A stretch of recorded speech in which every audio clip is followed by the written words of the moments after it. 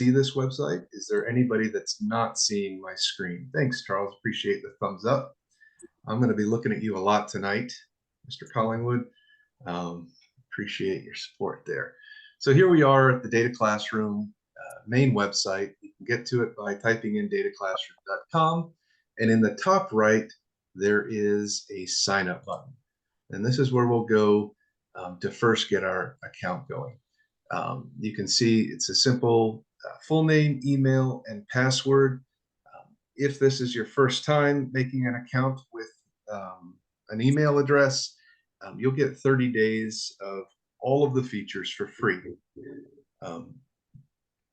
If your school or your department is purchasing a license, you'll get an email from me if you haven't already done so, asking you to make an account using the free trial, and then I'll switch your account on our end to a paid account that reflects the year-long license or whatever period of time that your school or department or district has purchased for. And of course, if ever you have any trouble logging in, you can just shoot me an email at nigel@dataclassroom.com. Now, when you want to set up students with an account, they don't have to go through this step. In fact, it's best if they don't. But it makes the most sense to cover creation of student accounts when we start creating classes. So I am going to log in. And here you'll see the Data Classroom dashboard. This dashboard will look almost the same for everyone who logs into Data Classroom. And you can see that a little ways down, about halfway down your screen, there's a Your Classes box. And next to it is a Manage Classes. You can see that in my list, there's a test class. Yours might have none.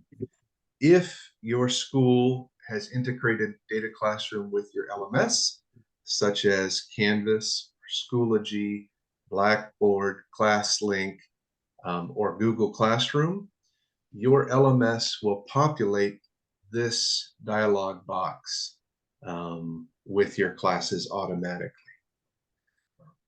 If you would like to create your own class, for example, there are several schools that have research programs that run over the summer, and they want their students to be working, collecting data, analyzing data over the summer. And so they manually create a class so their students can work in Data Classroom over the summer. So I'm just going to go to Manage Classes here, and I'm going to move your pictures over here. And up in the top right, you'll see Create a New Class with the plus and the New button. So we're going to click that. And here's the box. So I'm going to name this I'm going to call this embarrassed. I can't remember how to spell it. Embarrassed because no video webinar class. And video wasn't working right here. And then you'll have an initial Data Classroom password for new members. Now, this is not a password for students to get into your class. This is actually the password that students use to log into Data Classroom. So remember, we're assuming these students don't have a Data Classroom account, and you would like them to have a Data Classroom account so they can do work for you in a class, whether it's during the school year or over the summer. So I will make this one, I love data. And then I will add my new members here.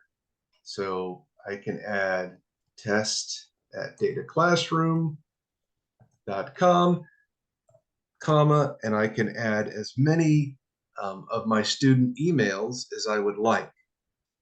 I can copy and paste from a spreadsheet all the emails. However I like, I enter the email addresses of the students that I would like to be in my class, and then I click create. And I get a warning telling me my password is now too short. So I'm going to change it to I love data so much. And then I'll click create. Oh, numbers and letters, 1. There we go.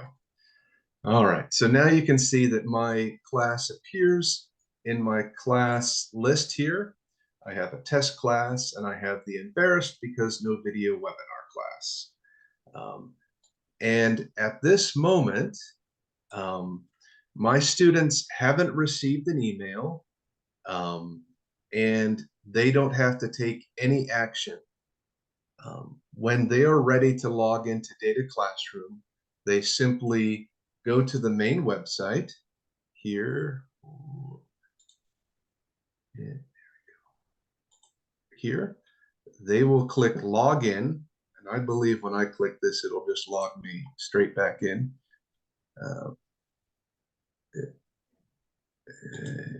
Let me log out of here real quick. It'll take them to they can go to this page. They'll type in the email that you entered for them and the password of that class, which was I love data so much 1, and they'll log in. Nigel, I have a question for you about student access. Is your website Ed2D compliant? Because that's okay, great. Thank you. And also, what you've shown us so far, does our school need to have a paid account, or can we do this for free? Yep. So the adding classes and giving students access to classes is a paid feature.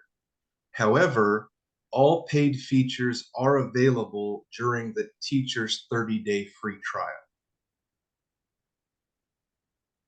Okay, but school is over. So like, can my trial start in the beginning of September? Because right now my trial, I mean, students are leaving school. Today was our last day of classes. So my students won't be able to access it. I won't be able to try it out with students.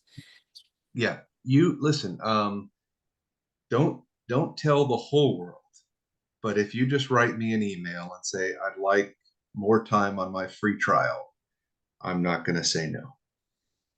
Okay, thank you. No worries. But don't give that information out for free. And Nigel, could I interrupt and ask also? Of course, Denise. So you're saying if we're on our trial period, we can go ahead and create a class as long as we have a trial account, students will be able to access all of this information? So yes. So the answer, let me just start by saying yes. And let me explain just a little bit about the accounts to maybe clear this up. And it will also segue into another point about classes in general. So let's go through the scenario that you create a free trial, and then you add a class because you'd like to test it out, and you'd like to see how it goes. So you create a class in your free trial, and you add 30 students from your science class or your math class, and they all they all log in with the password that you added for the class, and they all have access. And then the 30-day free trial for you runs out. Those accounts are not deleted. They just simply lose access to a couple of the features. For example, in the free trial, you can't run hypothesis tests, so statistical tests, but you can still do all the graphing. And all of your students' work that they did while you were on the paid account doesn't get deleted either. When they log into their accounts after your trial expires, they'll still see all of the data sets that they were working on. They'll see all of the graphs that they were saving and making. So nothing gets deleted just because your trial expires, and nobody loses access. Okay, and I guess if my other question, thank you for that. And I guess the other question is, if when I give them the password for accessing my account, do they also then have to log in and set up their trial period, or they'll, as long as they're in there using that password I gave them, they'll be able to work off of my account? That's correct. And they will get a prompt after they log in with that class password saying that it's a good idea to change their password. So the reason it's set up like that, let me, if you don't mind me giving you a little background, is because some schools don't want or don't even allow a company like DataClassroom or any company to email their students. Does that make sense? Because we want to protect our kids from unwanted emails. And so we designed DataClassroom so that students don't have to get emails in order to access it. And this is the solution that we came up with.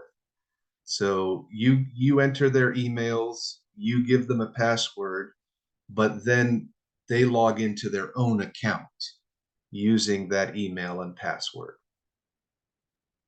Perfect, thank you. Yeah, no worries. No worries at all. And as long as you have access to the paid features, so do they.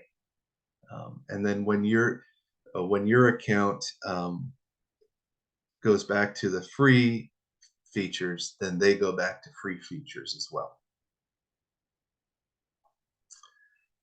Another question that I get quite often as the summer rolls around is teachers in schools with LMSs, their classes end in the LMS, and they are worried about their students losing access over the summer. In DataClassroom, when your LMS class expires, your class is not deleted from DataClassroom. And this is a blessing and a curse because you can, over time, accumulate a great number of classes in this window. But those classes can only be deleted by the teacher by clicking the trash can icon next to their class. I'm going to just go back and check my notes to make sure that I didn't miss anything here. So we've talked about logging in or creating your account for the first time. We've spoken a little bit about creating classes, how to do that manually, and how an LMS will do that for you automatically. And then we spoke about one way to set up student accounts. One thing I didn't mention about setting up student accounts is that if you do have an LMS, then that is the DataClassroom is integrated into, the students will just use their LMS login to access DataClassroom. So there won't be any additional sign-in besides their LMS. So that kind of, the next thing that we're going to talk about is assigning data sets and customizing activities. Before I move away from account creation, are there any additional questions? Hi, Liliana. Nope. Okay. There's a question in the chat. Oh, okay. Let me go back to the chat here. Oh, sorry about that, Scott. An LMS stands for a learning management system.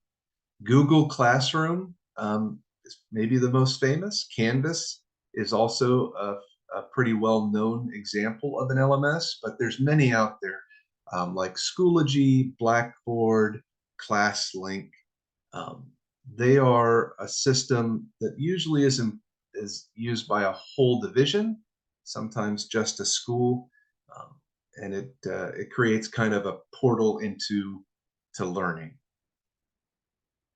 And I think that's the first time I've ever defined LMS. So if I did a horrible job, I know there's professionals here. Please jump in and correct me.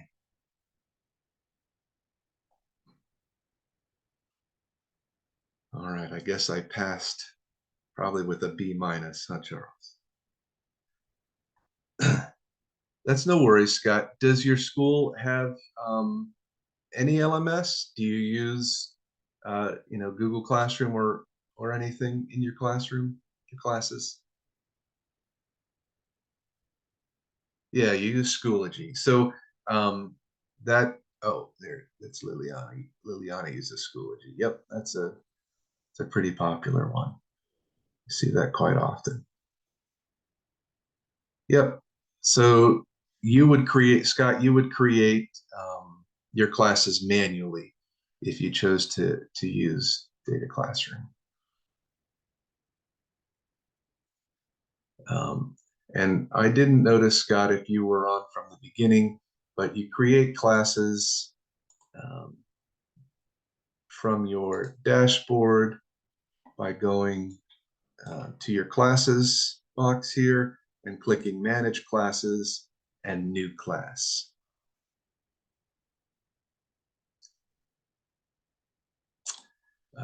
Thanks for alerting me to the chat. I appreciate that.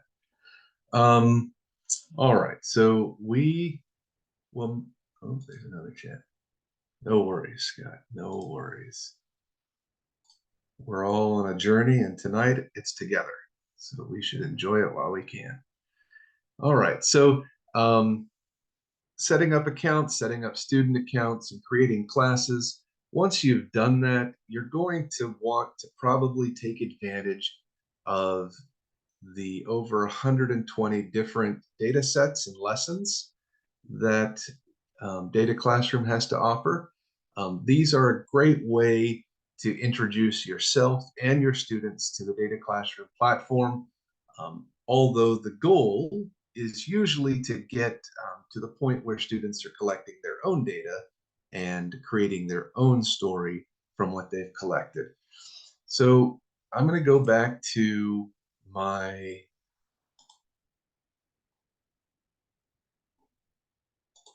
dashboard here, and I'm going to click on the resource library button. And this is going to bring up all of the different classroom ready data sets and lessons that we have available. You can see that usually it's a mixture of the newest at the top and the most popular at the top. There are several ways to find data sets. You can search by subject. This is like bio, chemistry, and sci, math, physics, kind of the subjects that are taught in schools. You can also search for concepts. These are usually to do with data visualization and analysis. If you're looking for data sets that are better for bar graphs or ANOVAs, bubble plots, chi-square, you can find those here. You can also limit your search by grade. I will be the first to tell you that I don't think that this is the best way to limit data sets. The grade levels here are based on a literary score and a statistical analysis score. And what that means is that if the vocabulary in the lesson was deemed to be at a 9th grade level, then the data set was assigned a 9th grade level. However, as any teacher will know that topics can be adjusted for different grades. And if you find one that you really like and that your students would be super interested in, don't let the grade level dissuade you.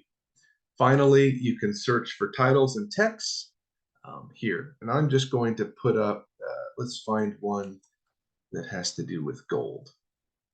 All right, so here's a density data set around differentiating fool's gold from gold. As a teacher account, you will have open lesson plan on the left and open data set. A student account does not have the open lesson plan button. Their only option is to open data set. So we're going to open this data set here, and it's going to take us to a table that will remind us either fondly or aversely to Sheets and Excel. And then I want to direct your attention up to the top here. These are the main tabs that take us through the application. There's the graph tab in the middle where we'll do our graphing, and there is an attachment tab over here on the right. Now, for this lesson in particular, there are two options. There's the assignment tab, and almost all of the assignments in DataClassroom follow the same basic layout, which is a bit of background about the data set, where it came from, who it collected, why it was collected, a description of each of the variables in as simple language as possible, and then an activity that is meant to prompt students to visualize and analyze the data set. All of these assignments are embedded Google Docs, which means that they can be edited, but we will get into that just a little bit later. I'm going to go back up. There are two data sets in DataClassroom that currently have tutorial lessons. A tutorial lesson is very similar to an assignment, but it also offers a step-by-step guide in how to complete it. So you'll see there's still the overview, there's still the purpose, there's some big questions, there's a background like we had in the other data set, there's the variable description like we had in the data set, but under activity, it's not just a single question. It has screenshots and text walkthroughs to help the student complete that question. A lot of teachers have found it useful to start off DataClassroom with one or two tutorial lessons just to get everybody on the same page and navigating through the app correctly. All right, so that is an overview of a classroom-ready data set, and I'm going to show you now how to make that data set your own and to share it with your students. But before I do, I just want to pause again and see if you have any questions.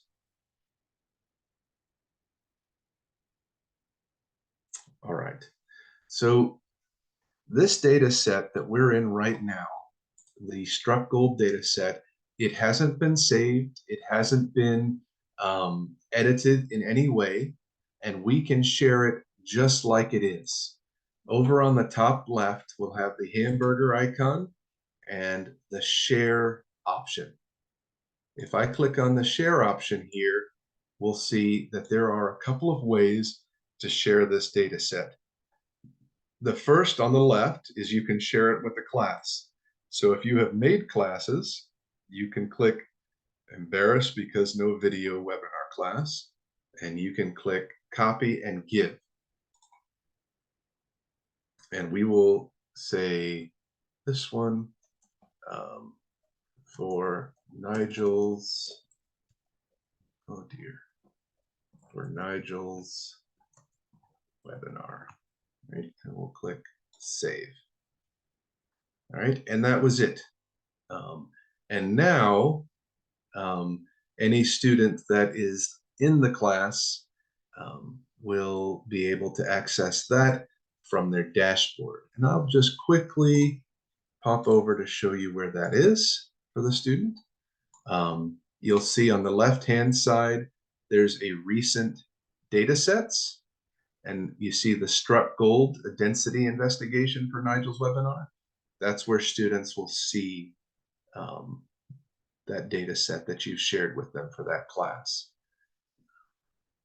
The other way to share the data set is by just simply sharing the link.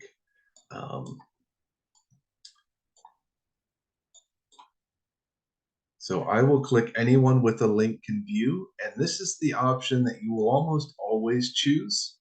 For certain collaborative data sets where you want to work with a student and both edit the same data set, then you would activate this link as well. But for most data sets you're sharing, you'll just, anyone with a link can view option, and then copy the link and then share it however you like, whether it's via email or your smartboard or your classroom website. However you like, you can share that link.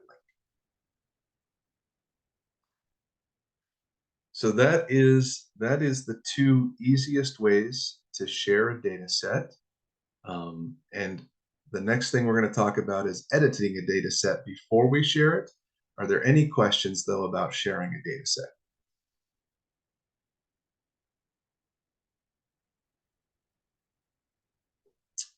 All right, great. So I'm going to go back to my table view here, and I am going to go to assignments, and I'm going to say, this assignment isn't exactly what I want. I want to change the activity in some way. I want them to make more graphs, or I want them to make different graphs, or I don't want to tell them to make a graph. I just want to ask a question, and I want them to make a graph to answer the question. So we'll go up here to edit. It's asking us if we really want to edit. We'll say yes. It's working on giving us a copy of the assignment. And then it will open the assignment in a different tab. So here I have the assignment.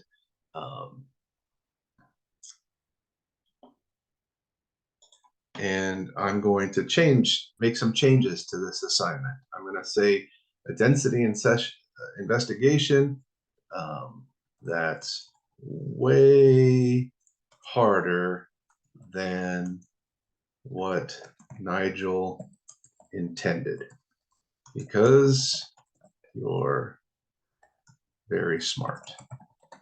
All right, so I've made some edits here. Now, if I go back to my data classroom, you can see that those edits have shown up in the app. And so a teacher can now share this assignment, this edited assignment, in the same way as before, but instead of seeing the default, the students will now see the edited assignment that you created. Now, the assignment isn't the only thing that you can edit. You can go to the table and say, you know what, I don't want to have the variables labeled. I want my students to label them based on what they know. And so I'm going to save this now. I go back and I share it. And when students open up the data set that you have shared with them, these variable types won't be selected, and they'll need to do the selecting themselves. The same goes is if I delete some variables. There we go. If I delete some variables, then share this data set, students will then see the deleted variables. What I'm trying to, I guess, get across is that whatever state that you share this data set in is the state that the students will see it. If you create graphs for yourself and then share it, those graphs will then appear for the students when they open the data set.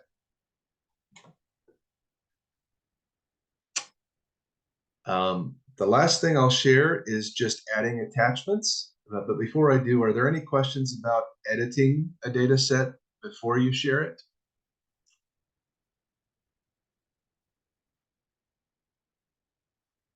I haven't checked the chat in a little while. Yep. I do have a quick question. Sure, Denise. So obviously logical to make the edits and design everything, create it as we want the students to have it, and then share it. But what if we wanted to go back in, decided we wanted to make some edits after we had initially shared it with the students? Then can we reshare and then they'll see that? So it's a good question, and I'm just taking a second to make sure I answer it as clearly as possible. When we share a data set that is view only, it takes a snapshot of that data set and creates a copy of it and gives it to the students. And so if we edit that data set at a later date, it does not change the student's copy. Okay, great. Thank you. But if you can reshare the new edited data set, they'll get a new copy of that data set and it will have the edits that you did later on. I hope that was clear. Okay, and if I did reshare, then they would actually see two different versions on their dashboard under the data sets they have access to. That's They would have both of them that I'd shared, the unchanged and the most recently changed version. That's correct. Okay, great.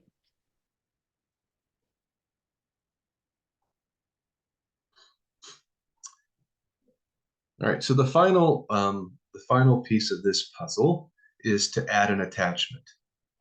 So you decided, you know what, I didn't like this assignment at all. It was horrible. I've got a better one. I'm going to attach it. Or I've got a follow-up assignment, or I've got a scaffolded assignment, or I've got a document that has videos that I want them to watch before, during, after their data analyzation. We'll just click here to add an attachment, and then we can, I guess, there we go. We can browse our Google Drive. We can enter a link if we want to, or we can import from our computer. Any of these options will work. And then we've got to make sure that we save that before we share. We always need to save in order to save that that version of the data set before we share it. And there's a chat. What do the pencil icons do? All right, so let's go back here. We saw these little pencil icons. I think that maybe the chat was referring to. We can go in here and we can actually edit the properties of that variable. Maybe we would like to capitalize mass. We can hit OK, do that. Were those the pencil icons, Scott, that you were referring to?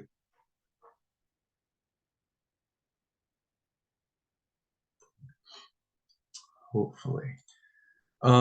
So great. Tonight we quickly covered logging in or signing up for an account, creating a class manually, or having an LMS do it for us, setting up student accounts manually through a class so they don't have to receive any emails from us or from you.